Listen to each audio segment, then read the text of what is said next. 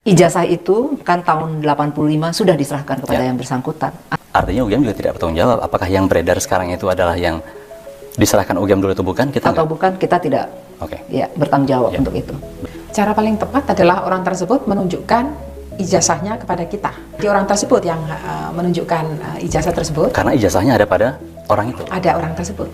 Memang harus orang tersebut yang harus memiliki ijazah. Banyak orang bilang, Bu, ijazah Pak Joko Widodo itu palsu dan dibuat di sebuah percetakan di mana lagi itu, mungkin Jalan Pramuka, kalau saya pernah baca.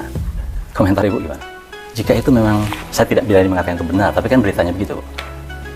UGM kan dirugikan sebenarnya, karena orang mengatakan ijazah UGM itu gampang, cetak aja di Jalan Pramuka. Apakah UGM tidak bertanggung jawab terhadap itu? Atau apa langkah UGM? Atau ada langkah nggak yang harus dilakukan oleh UGM? Atau memang UGM harus diam saja? Misalnya terbukti bahwa seseorang itu melakukan pemalsuan dan itu mengatasnamakan UGM, ya UGM akan bergerak dari sisi hukum, laporkan dan lain sebagainya. Berarti kalau memang kita nggak bisa kan tunjukkan data-data itu alasannya apa sih? Kenapa kita tidak menunjukkan? Apakah kita menyembunyikan sesuatu atau kita membela sesuatu? Kalau tidak menunjukkan, kenapa kita tidak tunjukkan itu? Jadi bukan di lembar pengesahannya, Pak. Ya. Itu nggak ada tanggalnya. Gimana tuh Pak Dekan menjelaskan? Ya, baik. Lupa waktu itu untuk memberikan tanggalnya. Ya, itu hal yang saya pikir wajar ya. Karena ketergesa-gesaan atau alasan yang lain itu jadi luput untuk orang melihat itu. Ini pasti rekayasa. Yang didigitalkan hanya untuk Pak Jokowi saja, hanya untuk kepentingan kasus ini, yang lainnya enggak. Bapak gimana menjawabnya? File atau gambar yang beredar di media sosial itu asli apa enggak? Oh, itu bukan wewenang kami. Kami tidak melakukan verifikasi terhadap apa yang beredar di media sosial. Jika ada seorang alumni UGM siapapun itu yang terbukti memang memalsukan atau mengubah atau membuat dokumen berbeda dari yang diberikan oleh UGM, apa sikap UGM? Iya, itu suatu tindakan kriminal ya, yang menjadi tanggung jawab yang bersangkutan. Jadi saya kira tentunya sanksi hukum perlu dikenakan kepada yang bersangkutan karena itu. Halo, assalamualaikum warahmatullahi wabarakatuh. Selamat datang, ketemu lagi bersama saya. Dan ini ada klarifikasi dari UGM terkait ijazah Pak Joko Widodo. Dan ada hal yang sangat menarik sekali. Prof. Ova Emilia selaku rektor ini mengatakan jika benar ada yang berani memalsukan ijazah, terus membawa-bawa atau menyeret-nyeret nama UGM, akan diproses secara hukum dan akan tegas. Prof. Ova Emilia mengatakan hal seperti itu. Di sini Pak Dekan ditanya tentang lembar pengesahan Pak Jokowi yang tidak ada tanggalnya. Nah, ini sangat mengejutkan sekali jawaban dari Pak Dekan. Bu Rektor, kita lihat di media sosial, itu banyak sekali beredar gambar, analisis segala macam mengatakan itu palsu. Itu gimana, Bu? Jadi ijazah itu kan tahun 85 sudah diserahkan kepada yang bersangkutan. Artinya yang menjaga ijazah itu adalah yang bersangkutan. Oleh karena itu Universitas Gadjah Mada ini ya kita tidak mau berkomentar terkait dengan ijazah, a piece of paper yang sudah ada di yang bersangkutan. Artinya UGM juga tidak bertanggung jawab. Apakah yang beredar sekarang itu adalah yang diserahkan UGM dulu atau bukan? Kita tidak bertanggung jawab untuk itu. Baik, Bu Rektor. Sekarang ke Bu Wening, Bu WR. Saya tuh selalu penasaran, Bu. Sebenarnya kalau kita pengen tahu seseorang ini, siapapun lah, bukan hanya Pak Joko Widodo ya, seseorang ini sebenarnya alumni UGM atau bukan, itu cara paling tepat mengetahuinya itu gimana, Bu? Cara paling tepat adalah orang tersebut menunjukkan ijazahnya kepada kita. Di orang tersebut yang menunjukkan ijazah tersebut. Karena ijazahnya ada pada orang itu? Ada orang tersebut. Oke, gini Bu, ini hipotetis ya, atau pengandaian. Kalau ada orang, saya pengen tahu nih, dia alumni UGM atau bukan, tapi dia nggak mau menunjukkan ijazahnya. Sejauh mana UGM bisa membantu atau bisa mengklarifikasi itu? UGM dalam hal ini tidak akan bisa untuk memberikan mengklarifikasi karena apa? Memang harus orang tersebut yang harus memiliki ijazah dan kemudian kalau misalnya saya ingin tahu nih orang ini alumni atau bukan, kita terbentur pada peraturan. Oke, masih kepada Bu Wening nih. Ini agak sedikit lucu tapi menggemaskan menurut saya, Bu ya. Banyak orang bilang, Bu, ijazah Pak Joko Widodo itu palsu dan dibuat di sebuah percetakan di mana lagi itu, mungkin Jalan Pramuka, kalau saya pernah baca. Komentar Ibu gimana? Sebetulnya sederhana ya cara logika berpikirnya. Sebagai contoh nih, misalnya ada sebuah perguruan tinggi ternama misalnya ya di Inggris atau di Amerika, sebutlah Oxford misalnya. Terus kemudian ada seseorang itu yang memalsukan ijazah Oxford. dan kemudian dipakai oleh dia, dan kemudian orang percaya bahwa itu palsu. Itu kan tidak ada hubungannya dengan Oxford. Betul, ini saya sangat setuju ya sama Prof. Vening ini ya, saya sangat setuju jika seseorang kuliah di UGM nih misalnya, terus orang tersebut memalsukan ijazah, ya tidak UGM yang harus disalahkan, karena memang dari pihak UGM sudah memberikan ijazah aslinya dulu kan, seperti itu ya. Sebagai pengandiannya. Pengandian, oke. Dalam hal ini misalnya, jika itu memang, saya tidak berani mengatakan itu benar, tapi kan beritanya begitu. UGM kan dirugikan sebenarnya, karena orang mengatakan ijazah UGM itu gampang, cetak aja di Jalan Pramuka. Apakah UGM tidak bertanggung jawab terhadap itu? Atau apa langkah UGM? Atau ada langkah nggak yang harus dilakukan oleh UGM? Atau memang UGM harus diam saja? Misalnya terbukti bahwa seseorang itu melakukan pemalsuan dan itu mengatasnamakan UGM, ya UGM akan bergerak dari sisi hukum, laporkan dan lain sebagainya. Berarti clear begitu ya. Artinya apakah betul ini dugaan saya berarti? Memang tidak pernah ada yang melaporkan secara resmi bahwa ijazah UGM pernah dipalsukan di Jalan Pramuka? Tidak ada. Tidak ada laporan itu. Oke. Kalau memang kita nggak bisa nih kan tunjukkan data-data itu alasannya apa sih? Kenapa kita tidak menunjukkan? Apakah kita menyembunyikan sesuatu atau kita membela sesuatu? Kalau tidak menunjukkan, kenapa kita tidak tunjukkan itu? Jadi bukan ranahnya institusi untuk menunjukkan kepada publik. Jadi dengan kata lain, Bu, begitu ijazah itu dipegang oleh orangnya, maka hanya orang itu saja yang berhak untuk menunjukkan bukti itu. Soal pembimbing, Pak. Iya. Itu banyak sekali spekulasi, saya pengen dengar dari Bapak sekarang. Iya. Jadi pembimbing akademik itu adalah Bapak Insinyur Kasmujo. Waktu itu masih Insinyur Kasmujo. Selanjutnya bersekolah lagi jadi Insinyur Kasmujo MS sekarang sampai pensiun begitu.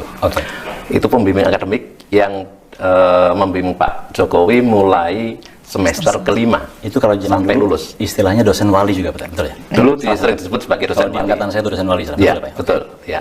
Kemudian untuk dosen pembimbing skripsi itu adalah waktu pertama kali masih Dr. Insinyur Sumitro, Ahmad Sumitro.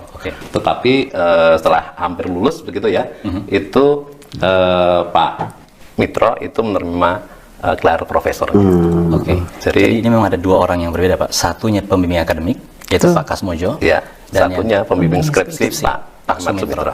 Sudah ya, jelas sudah dikonfirmasi bahwa pembimbing skripsi Pak Jokowi adalah Profesor Ahmad Sumitro ya. Di sini jelas ya, clear ya. Akan tetapi memang ada pembimbing akademiknya yaitu Pak Kasmujo katanya. Tapi yang benar yang mana? Nah, kita percaya saja sama UGM ya. Pak Dekan, masih tentang skripsi Pak nih. Ini yang paling banyak diulik nih. Di lembar pengesahannya Pak, itu nggak ada tanggalnya.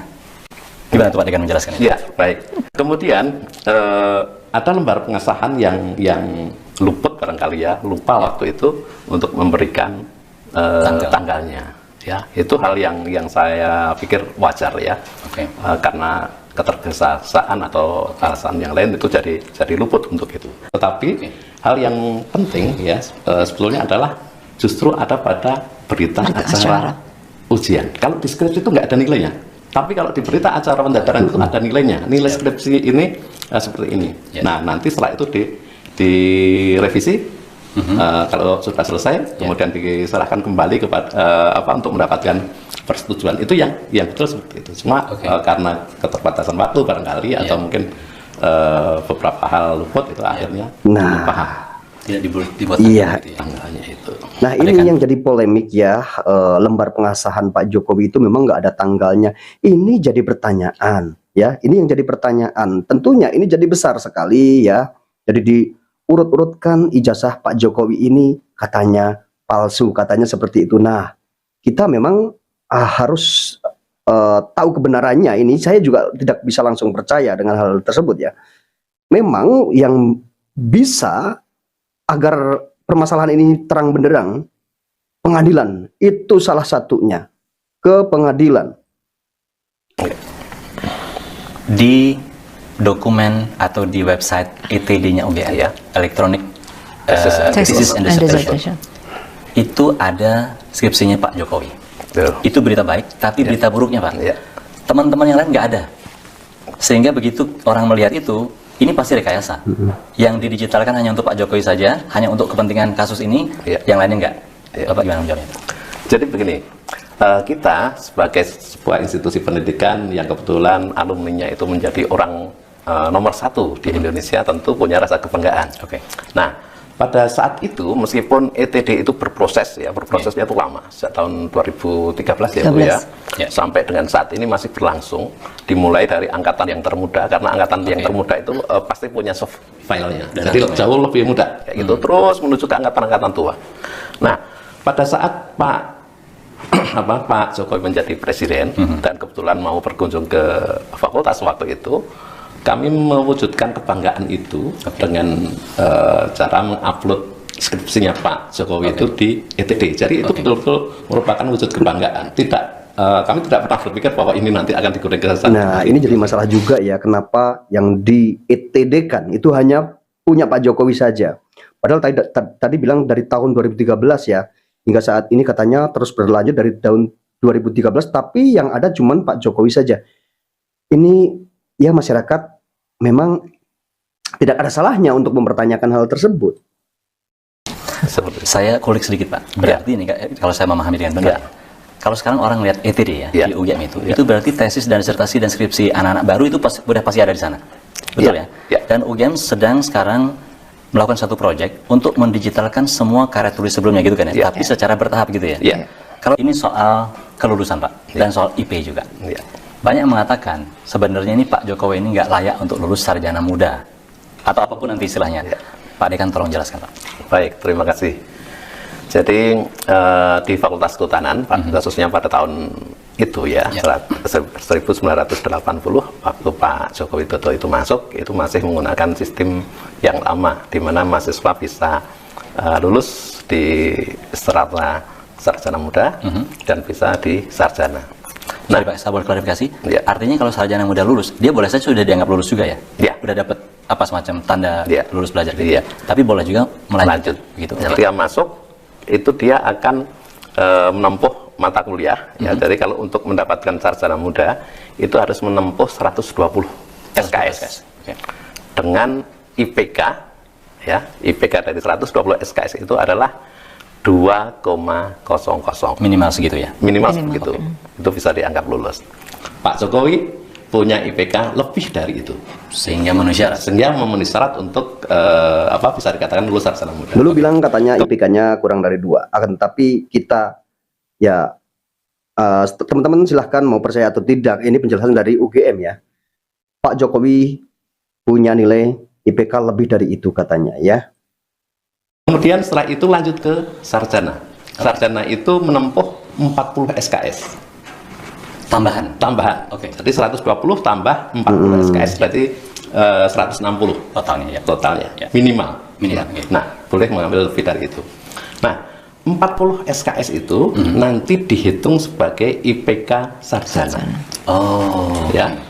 Kalau IPK-nya kurang dari 2,5, maka dikatakan tidak lulus. Nah, dalam hal ini Pak Jokowi memiliki IPK yang jauh di atas syarat minimal. Nah, dengerin ya.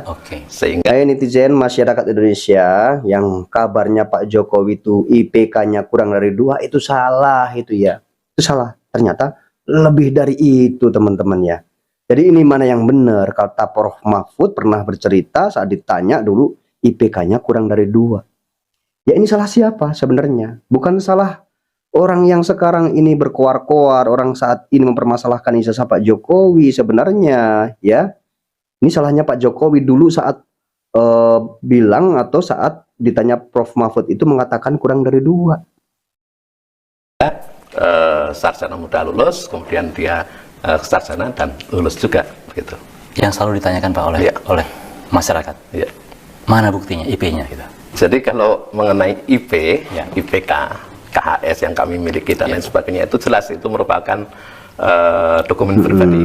Kami tidak akan share kemana-mana. Tapi Pak Dekan dalam hal ini sebagai Dekan Fakultas Kehutanan itu dengan sangat yakin bisa mengatakan itu Pak ya, bahwa memang dokumennya ada, memenuhi syarat dan segala macam. Betul?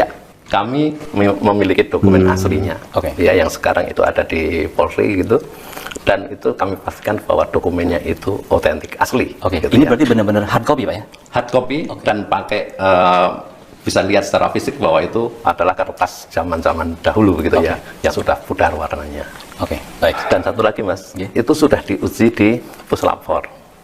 Ya. Oh, apa itu Pak? Sorry, bisa dijelaskan lebih jauh lagi Pak? Karena pada saat awal dulu, waktu pelaporan TPUA ke Bareskrim Sejak gonjang-ganjing inilah gitu ya? ya, Oke. Bareskrim menerjunkan tim Puslap 4, tim Pusat Laboratorium Forensik itu, Oke. ya, untuk mengecek dokumen-dokumen, keaslian dokumen-dokumen, mulai dari tintanya, kertasnya, dan lain sebagainya itu, dan dinyatakan bahwa itu Memang otentik, memang asli. otentik asli. Oke, baik. Pak, ini poin berikutnya Pak. Ya. Tentang KKN. Ya. UGM kan KKN itu wajib. Ya. Pak Joko Widodo KKN nggak Pak? Pak Joko Widodo melakukan KKN. Karena apa? Sebagai buktinya kami diberikan nilai dari waktu itu namanya Lembaga Pengabdian Masyarakat, kalau saya nggak salah, LPM ya Bu Rektor ya.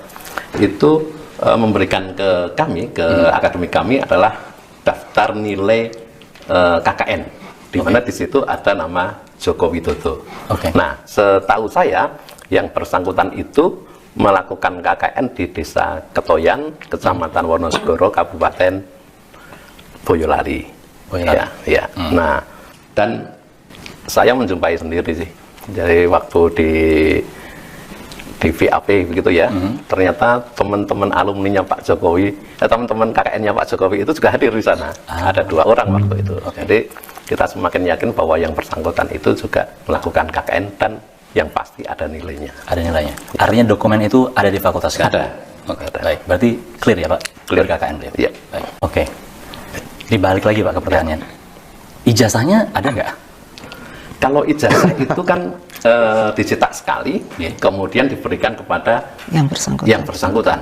Kami hanya memiliki salinan saja. Jadi ijazah itu satu. Jadi kita tidak punya, kita punya salinan aja. Tapi kalau yang dipegang Pak Jokowi, tentunya yang asli yang boleh pegang itu, gitu. Oke. Pak Dekan, berarti yang dimiliki UGM sekarang ini adalah salinan ijazah Betul. Pak Jokowi ya? Iya. Boleh saya lihat ya Pak? Nah, kembali lagi saya sampaikan bahwa semua dokumen yang berkaitan dengan itu sekarang ada pada kepolisian. Dan kami di universitas atau di fakultas karena menganggap bahwa itu merupakan data pribadi, maka juga tidak akan kami share kemana-mana gitu. Bu Ning, ini berlaku untuk semua kan? Ini berlaku untuk semua. Jadi semua sama. Alumni UGM itu di mata kami sama. Dalam konteks ini ya, bahwa bagi mereka yang akan melegalisir ijazah, ya mereka harus menunjukkan ijazah aslinya. Kemudian kami memiliki dokumen untuk memverifikasi hal tersebut. Oke, terima kasih Bu Ning. Terus terang saya masih penasaran sebenarnya. Kalau kita nggak bisa Bu Rektor menyampaikan data-data yang orang tuh minta gitu, terus gimana kita bisa tahu atau bisa menjamin atau meyakinkan orang bahwa ini memang benar-benar yang kita omongkan ini benar gitu? Keraguan itu dimulai dari mana gitu? Tentunya kan yang meragukan itu yang mestinya justru dia yang mengklaim bahwa misalnya yang menunjukkan bahwa ini loh punya lu asli atau punya kamu palsu, punya saya nih yang asli. Kan berarti yang bersangkutan yang menuduhkan itu yang perlu menyampaikan hal tersebut. Sedangkan bagi kami di institusi pendidikan, kami punya bukti, dokumen yang tadi sudah disampaikan oleh Bapak Dekan tentang otentisitas kebenaran dari Bapak Joko Widodo adalah masuk sebagai mahasiswa di UGM, berproses dan kemudian juga mendapatkan ijazahnya pada saat wisuda di tahun 1985. Jadi saya kira mesti kita bagi lah, kita bagi bahwa jangan merancukkan gitu ya antara pertanyaan tadi tentang asli atau palsu kepada institusi pendidikan. Yang bisa UGM pastikan adalah berarti Bapak Joko Widodo masuk berproses dan lulus menerima ijazah aslinya itu pada saat wisuda di bulan November 85. Dan mungkin saya pengen dengar sekali Bu. Hal yang sama akan UGM lakukan untuk alumni mana? Untuk semua alumni. Selalu saya tanya misalnya Roy Suryo alumni UGM bukan? Itu prosesnya gimana? Sama seperti itu tadi. Ya, jadi Roy Suryo juga masuk, jadi dokumen untuk masuk dia berproses sampai dia mendapatkan ijazah pada saat wisuda dan satu kali saja ijazah itu diberikan oleh UGM kepada yang bersangkutan. Mana buktinya Bu? Yang bersangkutan, bukan saya. Ibu tidak akan ngasih data itu ke? Tidak. Karena berlaku untuk semuanya bahwa itu adalah dokumen pribadi yang bersangkutan. Jadi kami juga harus memproteksi hal tersebut. Baik, Bu Rektor, ini saya kira clear ya. Tapi lagi-lagi Bu, yang sering digunakan orang untuk diskusi itu kan apa yang beredar di media sosial. Saya ke Bu R sekarang. File atau gambar yang beredar di media sosial itu asli apa enggak? Oh, itu Tidak bukan berani wewenang lagi kami. ngomong. Kami tidak melakukan Tidak verifikasi tidak terhadap berani. apa yang beredar di media sosial. Oke. Yang kami percayai adalah apa yang kami punya. UGM selama ini basisnya adalah apa yang kami punya. Sehingga bisa dikatakan jawaban kami akan tetap sama. Akan ditanya lagi ya jawaban kami sama karena dasar dari kami datanya sama. Jadi pertanyaannya tadi ya, kalau ijazah yang beredar sekarang ini atau media palsu sosial. itu bukan, kami tidak punya wewenang dan kami tidak punya dasar untuk menilai itu. Yang bisa kami jadikan dasar adalah hanya yang ada pada kami, yaitu salinan ijazah yang sejak pertama kali diberikan atau ada di Universitas Gadjah Mada. Baik, terima kasih Bu Oning. Ini terakhir Bu. Jika ada seorang alumni UGM siapapun itu yang terbukti memang memalsukan atau mengubah atau membuat dokumen berbeda dari yang diberikan oleh UGM, apa sikap UGM? Iya, itu suatu tindakan kriminal ya, yang menjadi tanggung jawab yang bersangkutan. Jadi saya kira tentunya sanksi hukum perlu dikenakan kepada yang bersangkutan, karena itu termasuk tindakan kriminal atau melawan hukum. Dan itu berlaku untuk semua Baik. alumni. Terima kasih Bu.